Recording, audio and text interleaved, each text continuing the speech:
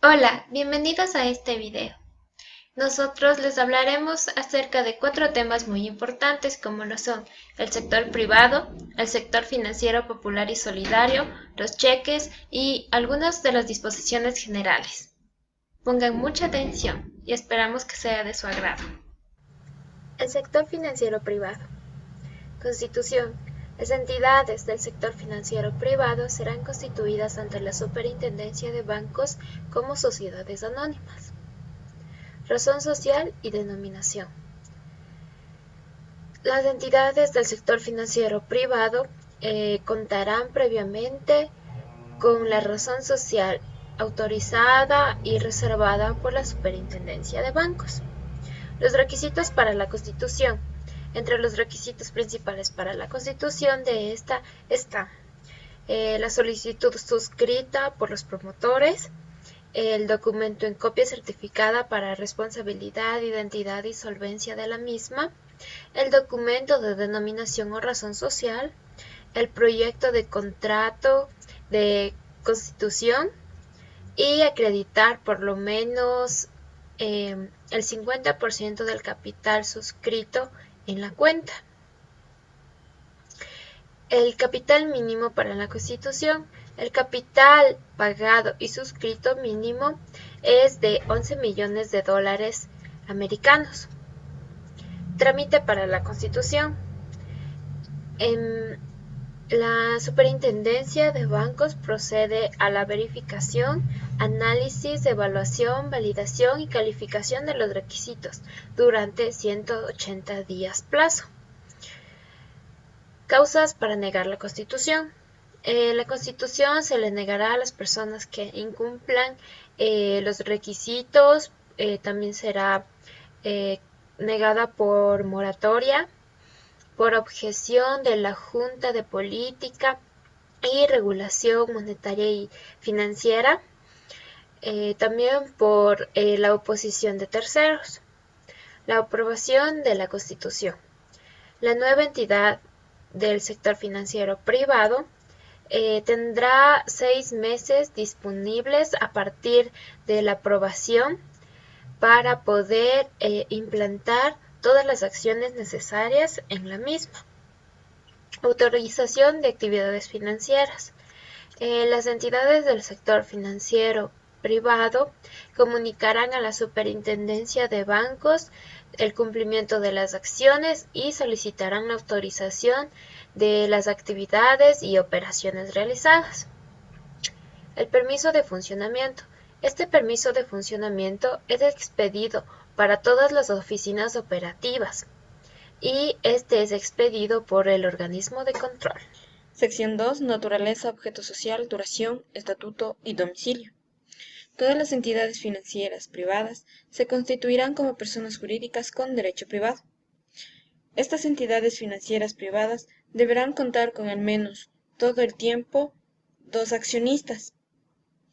No podrán ser accionistas las personas jurídicas que se encuentren vinculadas dentro del proceso de comunicación con cobertura nacional, o a su vez con las personas que tengan como objeto la comunicación con cobertura nacional. No podrán ser accionistas también las entidades financieras del sector popular y solidario, a excepción de las casas de cambio y de las entidades de servicios auxiliares financieros. Tampoco podrán ser las personas jurídicas que se encuentren con propiedad patrimonial, y tampoco podrán ser las personas naturales o jurídicas que hayan tenido o que se encuentren en proceso de sentencia ejecutoriada por lavado de activos, peculado o terrorismo. El objeto social se constituirá mediante el estatuto social, en donde éste contendrá la entidad y el tipo de actividad que realizará. Las características principales del estatuto social es que dentro de él se encontrará lo que es la estructura institucional, que deberá ser aprobada por la Junta General de Accionistas y por la Superintendencia de Bancos, Una de las características principales que contiene es que los accionistas no podrán ser excluidos por ninguna manera en la participación de las utilidades, así como también el capital deberá ser dividido de acuerdo a sus acciones. Otra característica que contiene este estatuto es el tiempo de duración y el domicilio, y así como también el valor nominal que se constituirá las acciones, que serán de 100 o en múltiplos de 100. Finalidad y objeto. Las entidades del sector financiero privado tendrán como finalidad y objeto el ejercicio de las actividades financieras previamente autorizadas por el Estado, preservando los depósitos y atendiendo los requerimientos de la intermediación financiera por la ciudadanía.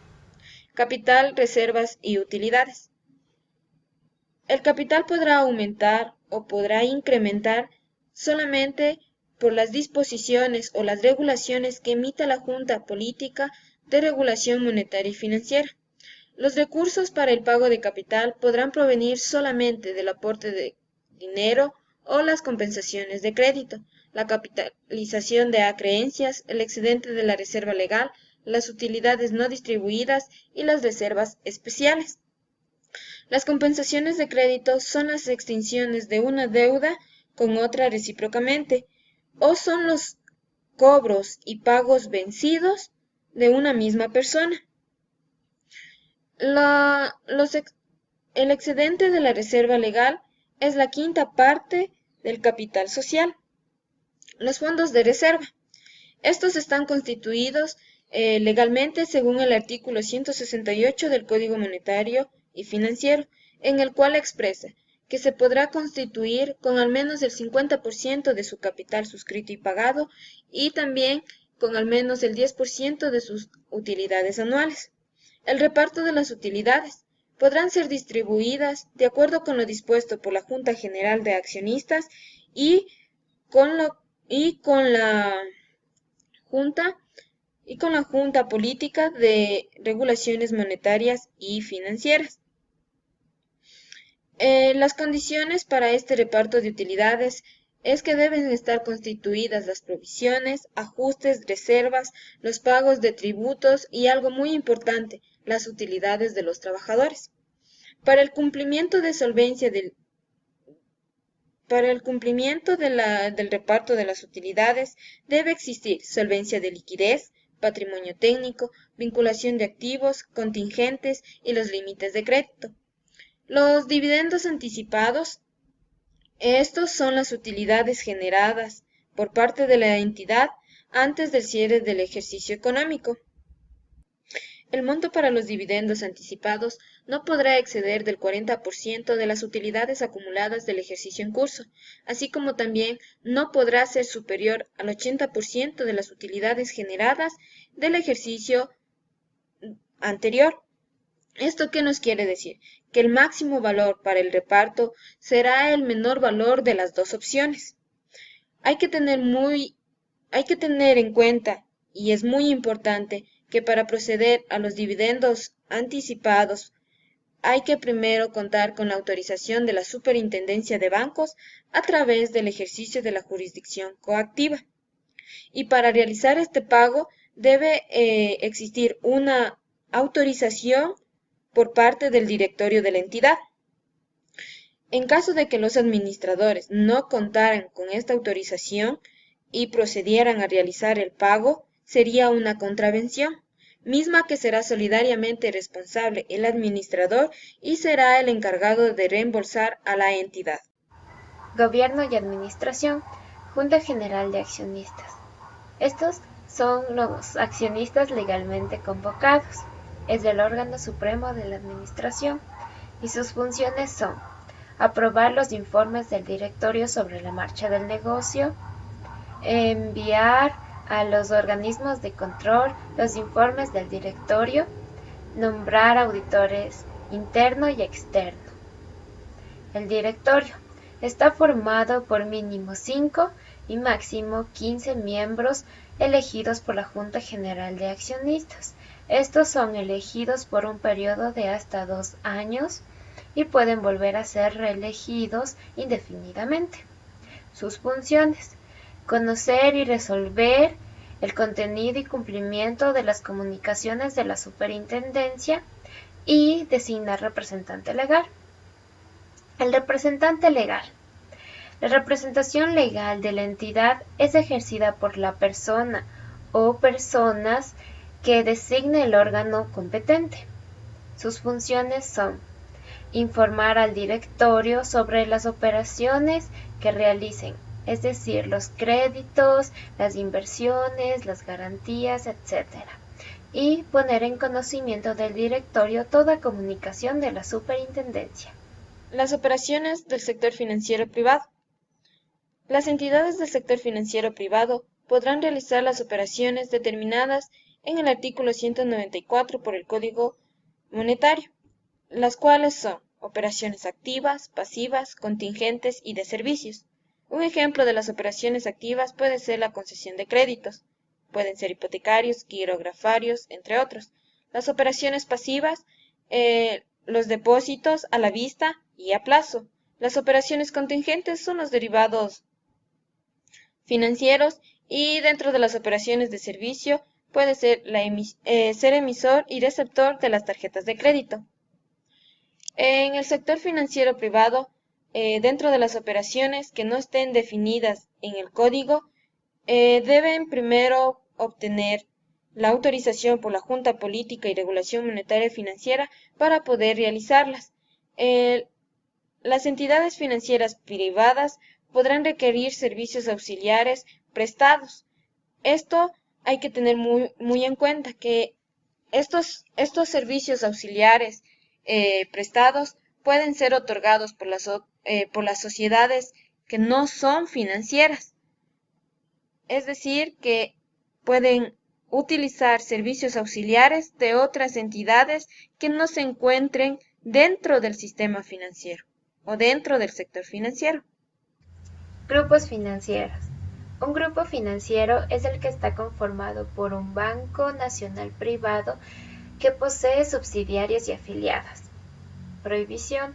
Las compañías subsidiarias y afiliadas de las entidades no podrán adquirir ni ser propietarias de las acciones de un banco. Presunción.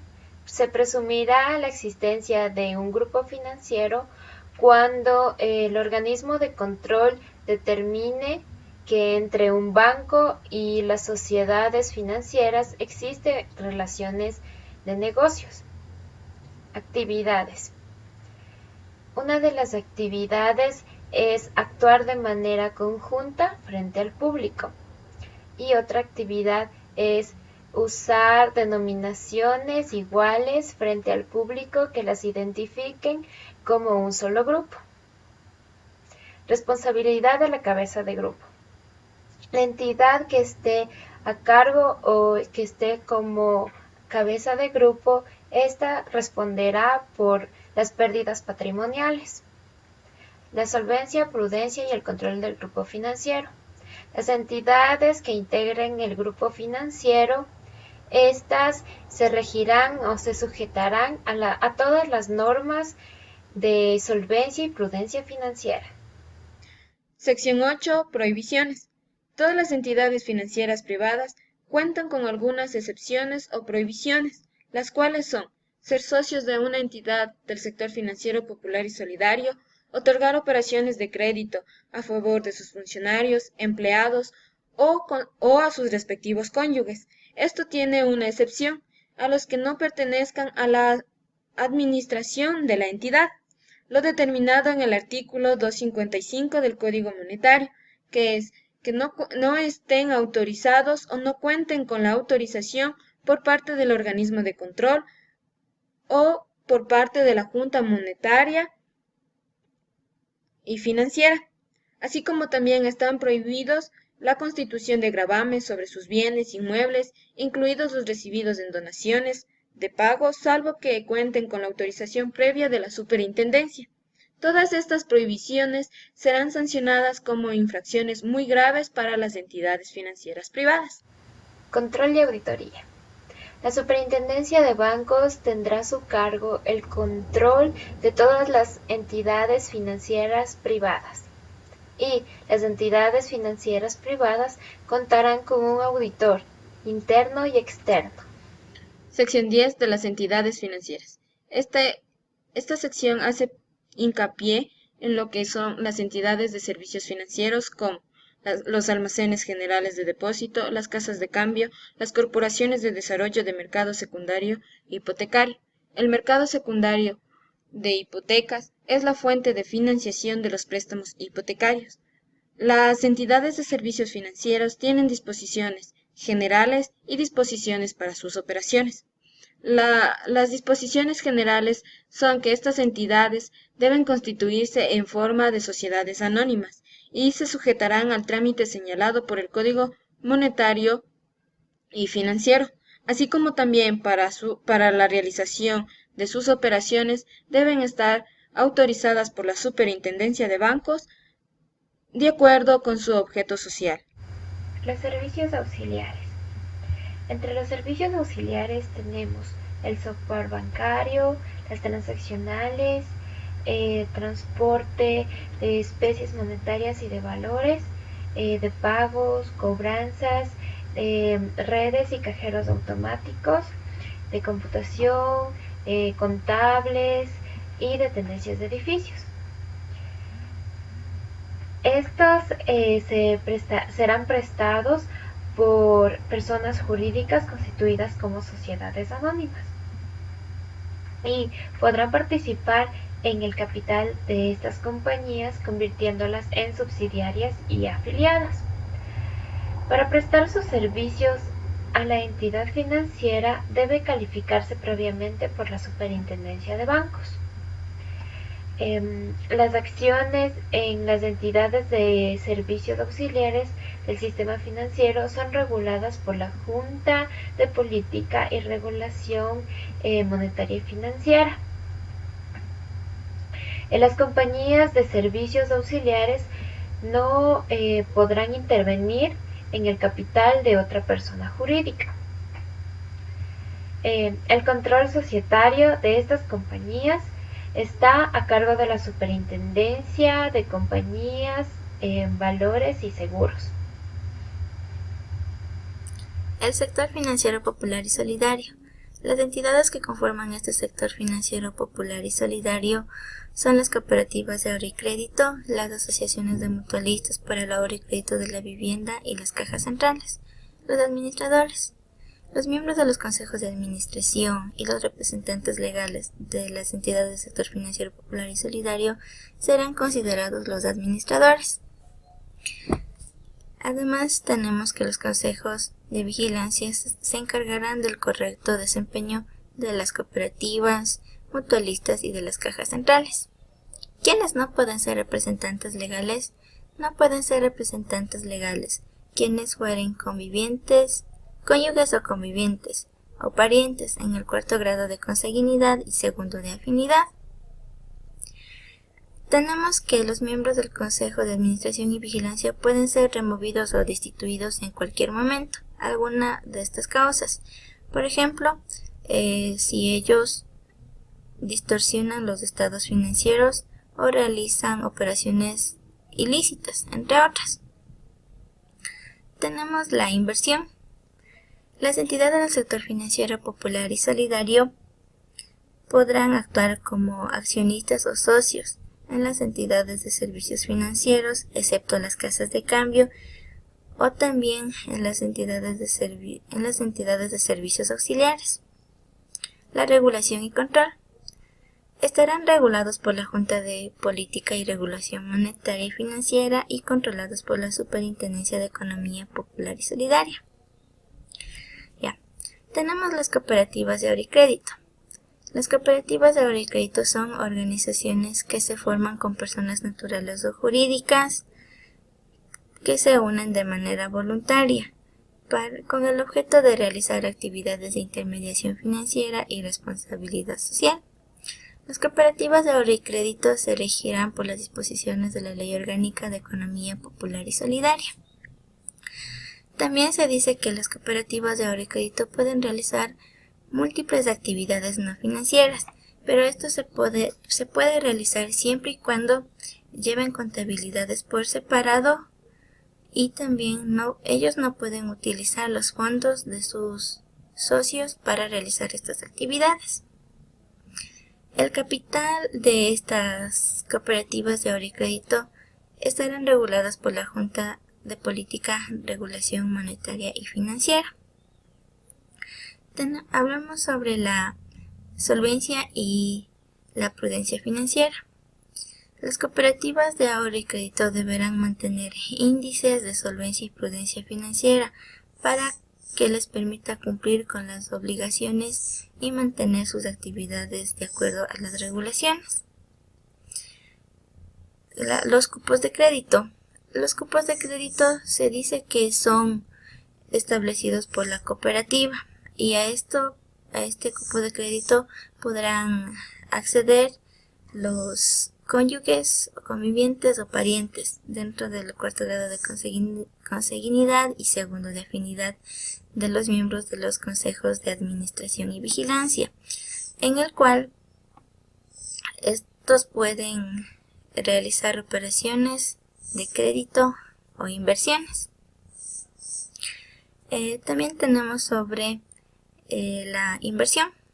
Las entidades de cooperativas de ahorro y crédito deberán invertir de manera preferente en el mismo sector financiero, o también pueden invertir en el mercado de valores, en el mercado secundario de valores, o también en las entidades financieras privadas. Las auditorías. Las cooperativas de ahorro y crédito deberán tener auditores internos y externos, pero siempre y cuando superen los 5 millones de dólares sus activos. Si las cooperativas de ahorro y crédito cuentan con el monto inferior a lo establecido de 5 millones, contarán con auditores designados por el Consejo de Administración.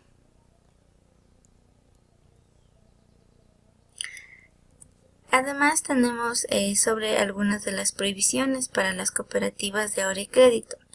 Las cooperativas de ahorro y crédito no podrán adquirir acciones de las entidades del sector financiero privado, y también están prohibidos de tener están prohibidos de tener preferencias a los gerentes, a los empleados, entre otros.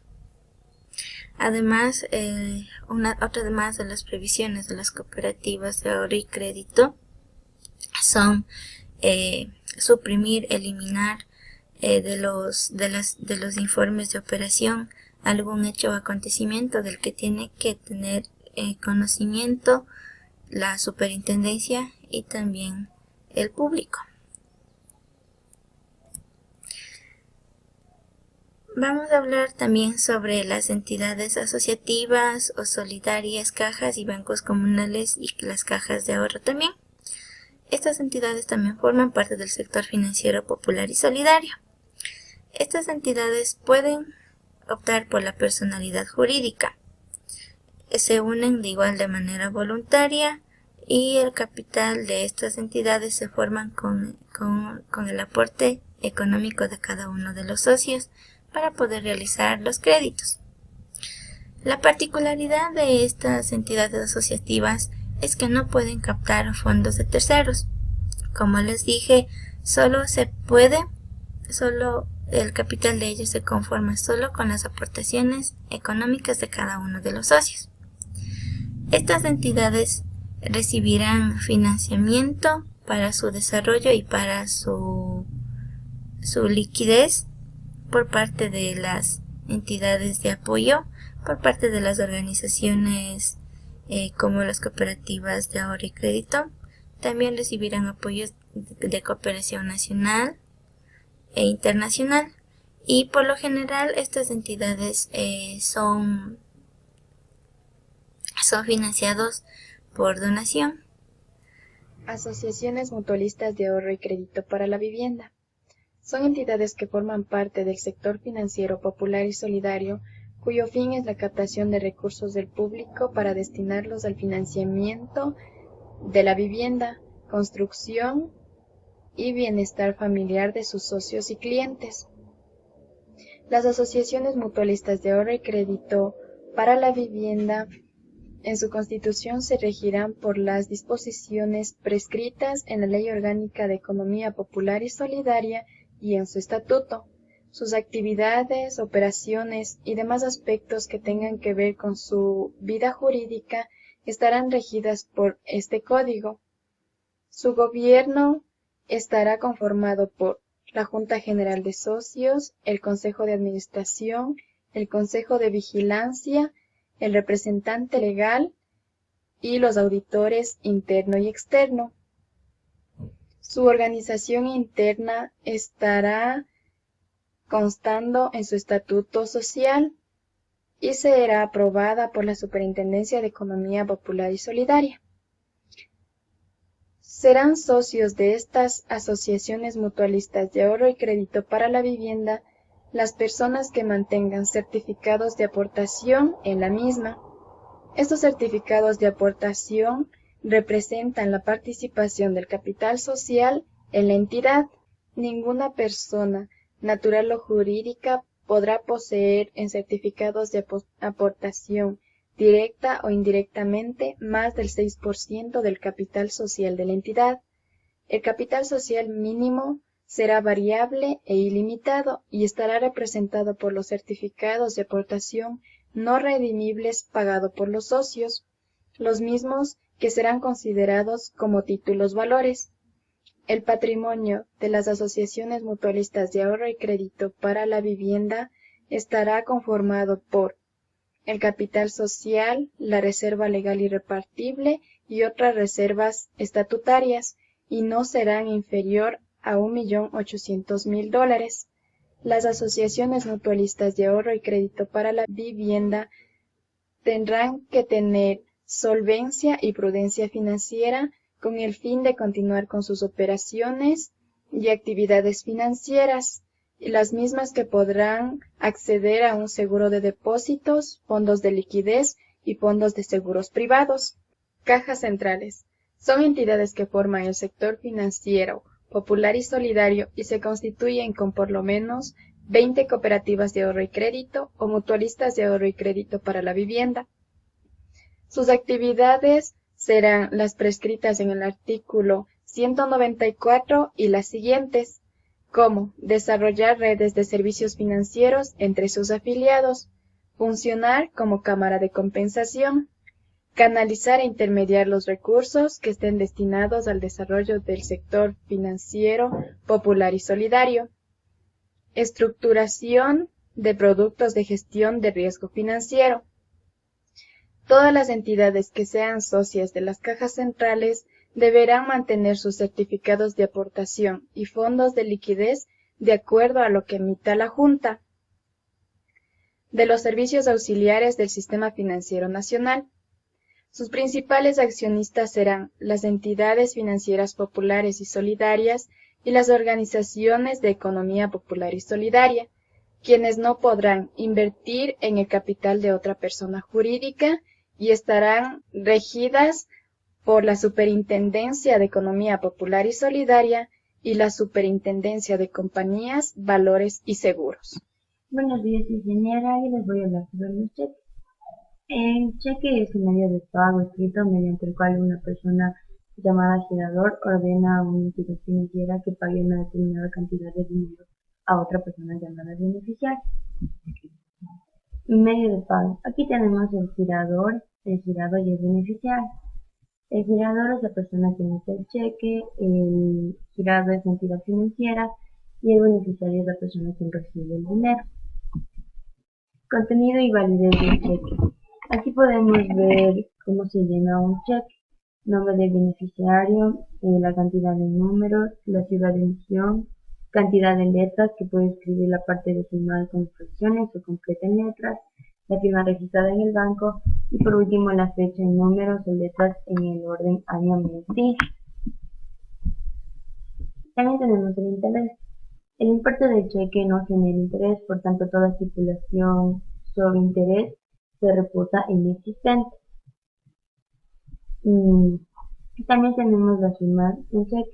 Cuando un cheque lleva firmas falsas de personas imaginarias, el girado podrá dar órdenes de no pago. Responsabilidad. Quien firme un cheque como representante de una persona de la que no tenga poder para actuar, tiene iguales derechos que tendría en su puesto representado. También tenemos la responsabilidad del girador. El girador responde al pago, pero toda cláusula por la cual el girador se exima de esta responsabilidad no tiene valor. Y también tenemos la prohibición duplicada de cheques. Aquí dice que se prohíbe emitir cheques duplicados. Transmisibilidad de endoso. Es transmisible por medio del endoso. Endoso es la transmisión de un cheque a la orden mediante una fórmula escrita en el reverso del documento. Aquí podemos ver que se pone endoso a la firma y la cédula del endosante y también la firma y la cédula del endosado. Firma del endoso. El endoso debe escribirse en el cheque y debe estar firmado por el endosante. También tenemos la transmisión de los cheques. El endoso transmite todos los derechos resultantes del cheque. Aquí se prohíben los endosos en blanco o al portador. Garantía de pago. El endosante, salvo cláusulas en contrario, garantiza el pago. Tenedor legítimo. El beneficiario de un cheque endosado o no es considerado tenedor legítimo. Excepciones oponibles al portador. Las personas demandadas en virtud del cheque no pueden oponer al portador las acciones fundadas en sus relaciones con el girador o con los tenedores anteriores. Endoso posterior al proceso o efectuado después de la terminación del plazo de presentación no produce otros efectos que los de una sesión ordinaria. Una sesión ordinaria es cuando se paga a un tercero. Pago del cheque. El cheque pagado a la vista. La presentación del cheque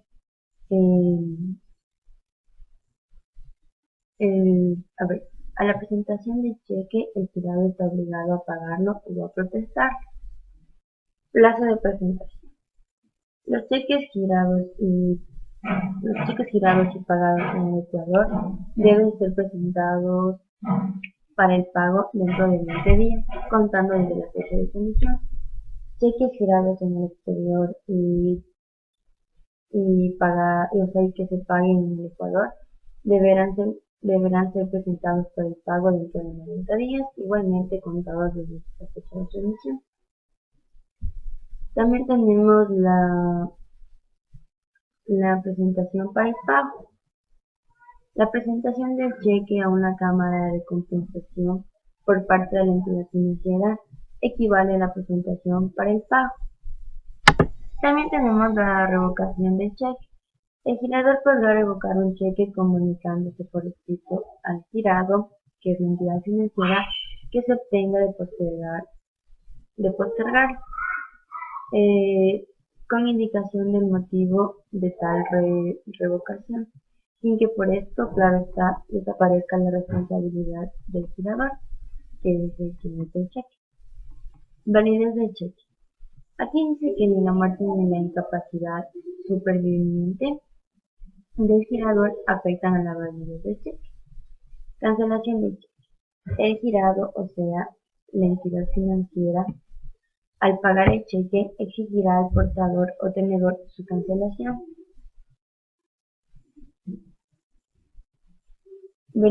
Verificación de firma.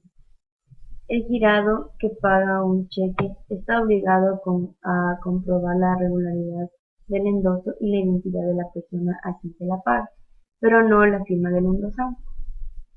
Multa del cheque protestado. Su multa se establece del 10% sobre el valor de cada cheque protestado por insuficiencia de fondos, que debe ser pagado por el girador. También tenemos los cheques cruzados. El cheque cruzado es el cual se impide ser cobrado en efectivo, pero debe ser, como les digo, pero debe ser ingresado en una cuenta. También tenemos el cheque no negociable. El cheque que contenga la expresión no a la orden o no endosable no es transferible, sino en la forma y con los efectos de una cesión ordinaria. Por último tenemos el cheque certificado. El cheque certificado es el cual contenga la palabra certificado escrita, fechada y firmada por el girador. Obliga a este a pagar el cheque a su presentación y libera al girador de la responsabilidad del pago. Muchas gracias. Sección 7 de la prescripción. Prescripción tiene como un significado que es adquirir bienes o liberarse de las obligaciones al cumplir el tiempo establecido por la ley. Prescripción son las acciones que le corresponden al portador o tenedor en contra del girador, endosantes y demás obligados. Prescriben a los 6 meses contados desde la expiración del plazo de presentación. Interrupción de la prescripción va de acuerdo con las normas contenidas en la ley. Sección 8. Conflictos de la ley. Son leyes que van en lo relativo al cheque.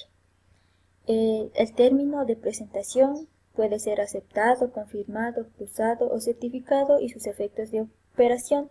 Los derechos del tenedor sobre la provisión de fondos y su naturaleza. El derecho del girador para revocar el cheque u oponerse al pago y las demás normativas que contengan en este código. Normas comunes. Sección 9. El tiempo para presentación y protesta. Si el cheque es girado y pagadero en el Ecuador, debe presentarse a los 20 días a partir de la fecha de emisión. Si el cheque es girado en Ecuador y pagadero en el exterior, debe acercarse al banco domicilio en el estado en que se encuentre. Si el cheque es girado en el exterior y pagadero en Ecuador, debe acercarse al pago a partir de los 90 días desde la fecha de emisión. El título ejecutivo es el cheque no pagado por falta o insuficiencia de saldos y protesto dentro del plazo de presentación. Plazo máximo para el pago del cheque. El girado puede pagar aún después de expirados los plazos establecidos y dentro de los 13 meses posteriores a la fecha de presentación. Pérdida causada por pago de cheque falsificado. Esto se da de acuerdo a la numeración entre el girador que le corresponde al girado. Si ninguna de las dos partes tuviese la culpa, la pérdida le corresponde al girado. Si el girador no reclamare dentro de los 6 meses presentado por el girado en el estado de cuenta corriente por el cheque falsificado, esta pérdida le corresponde al girador. La regulación la hace la Junta Política y Regulación Monetaria y Financiera, de acuerdo a las normas que deben aplicarse dentro de este código. También el Banco Central regulará el procesamiento de la digitalización de los cheques en la Cámara de Compensación de Cheques. También las entidades financieras están en facultad de destruir los cheques de depósito, pero una vez vencida la fecha de mantenerlos en físicos a los cheques. La potestad sancionatoria. Esto le corresponde a los organismos de control porque en el caso de que no haya incumplimiento, mediante la imposición de multas que va de 1 a 30 salarios básicos. Disposiciones generales. 1. Límites de responsabilidad. El Estado no se hará responsable de las solvencias de las entidades del sector privado, popular y solidario y de valores y seguros. Esto nos quiere decir que el Estado no asumirá las deudas contraídas por cada una de estas entidades. 2. Funciones de la Junta. En las funciones Todas las funciones están en materia de política y regulación vigentes en este código, y que otorgan a la Junta Bancaria, al directorio del Banco Central, a la Junta de Regulación del Sector Popular y Solidario, la Junta de Regulación del Mercado de Valores y Seguros y el directorio de Fondo de Liquidez. Estas funciones serán asumidas por la Junta de Política y Regulación Monetaria y Financiera. Conversión a dólares de los Estados Unidos de América. En toda legislación vigente y las operaciones pendientes de pago, este pago se lo deberá realizar en unidades de valor constante. El valor pendiente de pagos por obligaciones tributarias constantes de títulos de crédito u órdenes de crédito directo o de periodos que determina el propio contribuyente o la administración, esto se liquidará más los respectivos intereses. 4. Transferencias monetarias y financieras a través de paraísos fiscales. Aquí la Junta Política y Regulación Monetaria y Financiera regulará las transacciones monetarias y financieras realizadas al exterior, especialmente a paraísos fiscales o jurisdicción de menor importe al Ecuador, o de acuerdo a las definiciones establecidas por el Servicio de Rentas Internas. Aquí también el Banco Central solicitará la información al Sistema Financiero Nacional de las personas naturales o jurídicas quienes realizan depósitos de dinero acumulados más importantes, que son realizados al exterior. Retención temporal de depósitos e inversiones. Aquí los superintendentes, el Procurador General del Estado, el Contralor General del Estado y la Fiscalía General del Estado podrá realizar la retención temporal de depósitos e inversiones a las entidades del Sistema Financiero Nacional, ya sea por presunción o por actos ilegales. Esta retención tendrá una duración de 15 días desde la fecha de la disposición o a menos que sea confirmado por un juez competente. 6. Pasivos y saldos inmovilizados.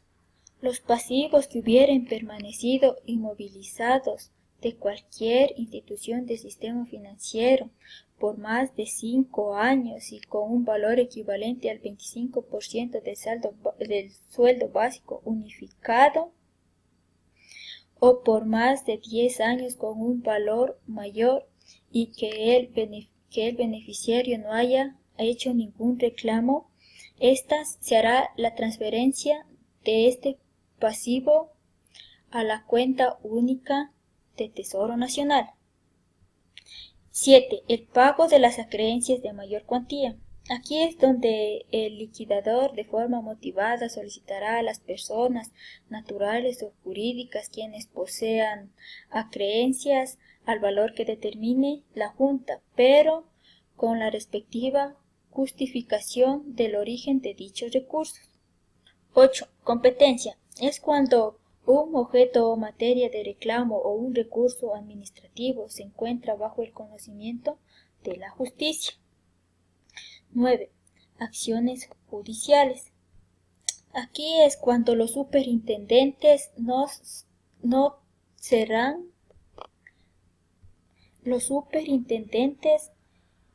contemplados en este código no estarán exentos de responsabilidad por los actos realizados en el ejercicio de sus funciones. Las responsabilidades las determinan los organismos de control la Fiscalía General del Estado y los jueces competentes. 10. Contribuciones. Las contribuciones se las realizará de manera de transacciones directas a la cuenta única del Tesoro Nacional. 11. Contribuciones del IESE y SECAP. Aquí nos dice que el 1% de la planilla del Instituto Ecuatoriano de Seguridad Social, IES, transfiere el 0.5% al Instituto Ecuatoriano de Crédito Educativo y Becas, y el otro 0.5% al Instituto Ecuatoriano de Capacitación Profesional. Las competencias para sancionar. Aquí son las infracciones que realizan en el mercado de valores y seguros por parte de los administradores, funcionarios, auditor interno, externo, peritos. Esta será supervisada por la Superintendencia de por la Superintendencia de Compañías de Valores y Seguros. 13. Transferibilidad. Aquí el Estado garantizará la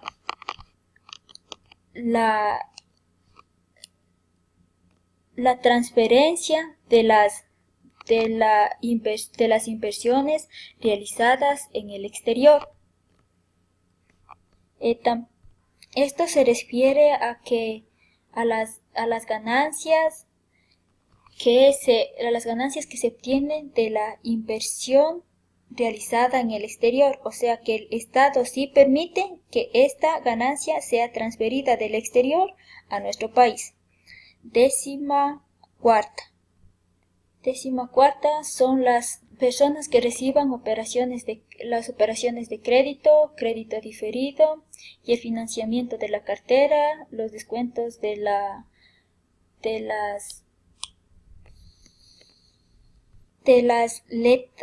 letras de cambio y las operaciones de reporto con las instituciones financieras, que esto estará supervisada por la Superintendencia de Bancos, que se hace una contribución de 0.5%.